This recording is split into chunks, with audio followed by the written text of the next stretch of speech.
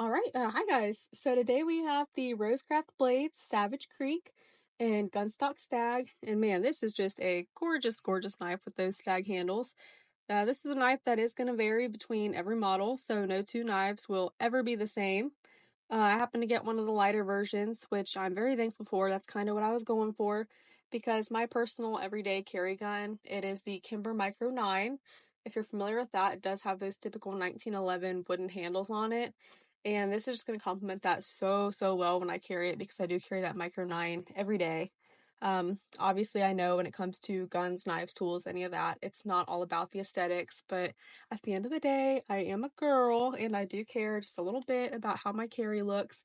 And I think together that is just going to look so great. And it's really going to give you just that traditional look that I love so much. This knife was designed by Andy Armstrong of Rosecraft Blades, so it holds a very special place in my heart. Um, I've never met Andy Armstrong or Swags, but both of their videos are actually what got me interested in knives many years ago. I don't think I ever would have picked up this hobby or this collection if I had never seen their knives at Smoky Mountain Knife Works and then followed everything that they've done since. I think their videos have just always been great, introductory videos for people who don't know much about knives. And now I have like every knife model ever, and I kind of owe it all to them. So this knife is definitely very special to me. But enough of all that mushy-gushy stuff. We're going to get into our specs here.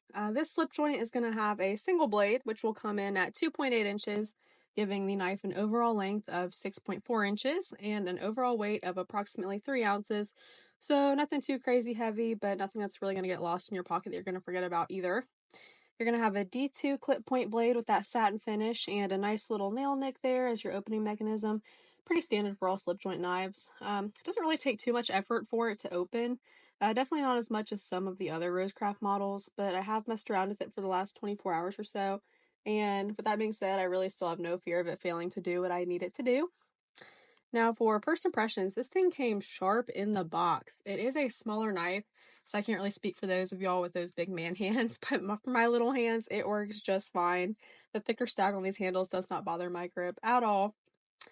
Something that first stuck out to me, not just with this knife, but really with all Rosecraft blades as a whole, is that there's absolutely no gapping in their knives. And I hope that everyone's experience has been the same across the board, because there are some other companies in the world who tend to be notorious for their gapping. So to have a newer company be able to get that high quality consistently has something to be said for them for sure, because there are some companies that have been around for ages and they still really struggle with that whole gapping thing. The pins on this thing, they are extremely flush. I'm not sure how they were able to get those where you can't feel them at all, but you know, hey, it's working for me and it's working for them. Now, a little downside, not so much for me, but maybe for others, is that this knife was made in China. Now, for me, I always lean towards American made products, but as someone who collects knives and does use them daily, I prefer to judge knives based on their quality and their capabilities. And Rosecraft blades to me excel in both quality and their capability, so where this knife is made honestly isn't really going to deter me from still picking these things up when I can. It's really no biggie to me like it might be to some other people. Now, I did buy this knife from the Rosecraft website, but I do want to give a shout out to Traditional Pocket Knives. That is typically where I prefer to buy my traditional pocket knives, because they do have an awesome selection. Obviously, that is what they specialize in. I'm a big believer in Rosecraft Blades and Finch Knives. Those are my two favorite companies right now. And they have both of them and a really awesome selection of both of them. They don't mark the prices up. They're also my hometown Ohio knife dealer. I am from Ohio, and Traditional Pocket Knives is based only about 15 to 20 minutes away from where I live. So for your Rosecrafts, your Finches, any of those traditional knives, I cannot recommend them enough. And that, my friends, concludes my first impressions video. Obviously, this is my first video ever, so hopefully it will get better with time and my noise and video quality will improve.